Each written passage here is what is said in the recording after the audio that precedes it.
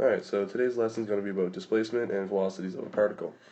Displacement of a moving particle in a straight line is given by the equation of motion r equal to 1 over t squared, where r is measured in meters and t is going to be measured in seconds.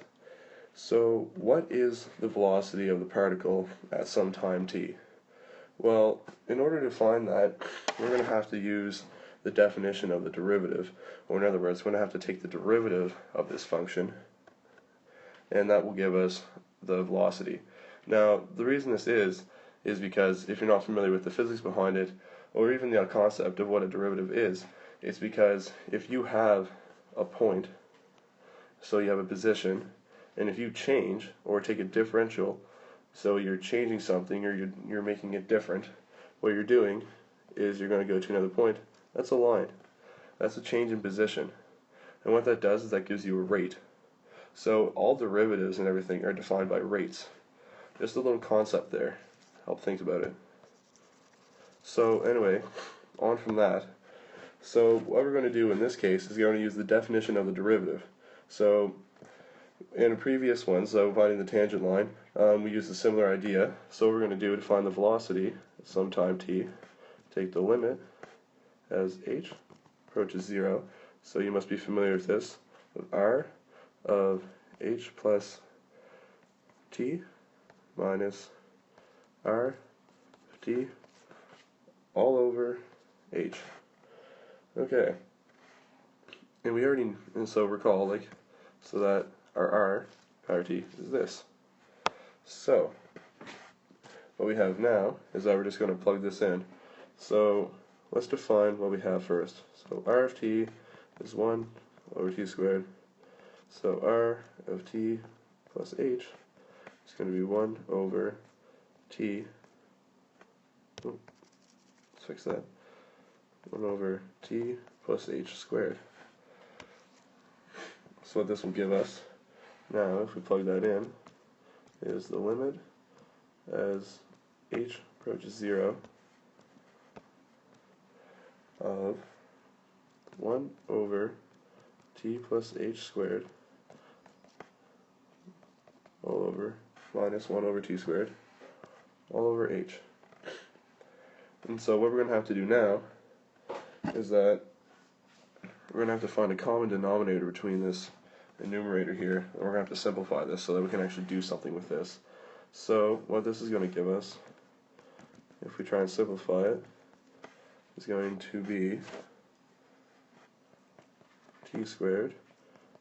You know, this is just like simple high school math. Shouldn't have to walk anybody through this. Alright, all over h. So, simplifying this even further, sorry, a bad habit of doing that.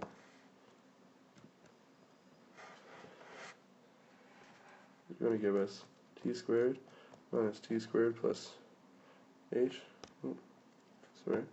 t plus h squared, all over t squared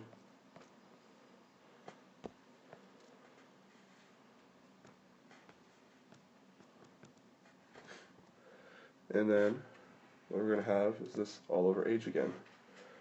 So what we're going to do here is that if we do out this, we're going to expand that, and we're going to get t squared minus 2 th minus h squared all over t squared t plus h squared all over h. We can simplify this even further. So that's what we're going to keep doing. We're just going to keep simplifying this as much as possible. Those cross out, and we're left with minus 2 th minus h squared all over h t squared t plus h all that squared is equal to the limit as h approaches 0 of negative h squared plus 2 h, it doesn't really matter what order you keep putting that in, all over ht squared t plus h squared. So, even further simplifying this, what we're going to do here is we're going to factor out this h. So we're going to bring that h out, and then it's going to cancel with 1 on the bottom, leaving us with h plus 2t all over top of t squared, that whole thing squared.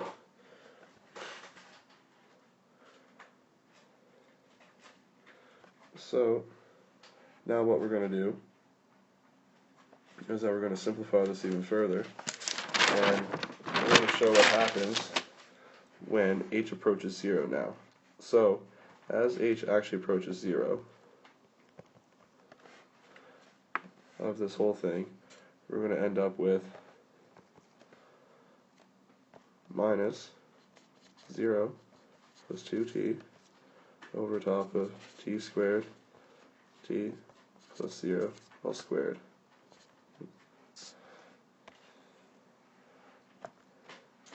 And that's going to give you minus 2t over top of t to the power of 4, which equals minus 2 over t cubed. Alright, so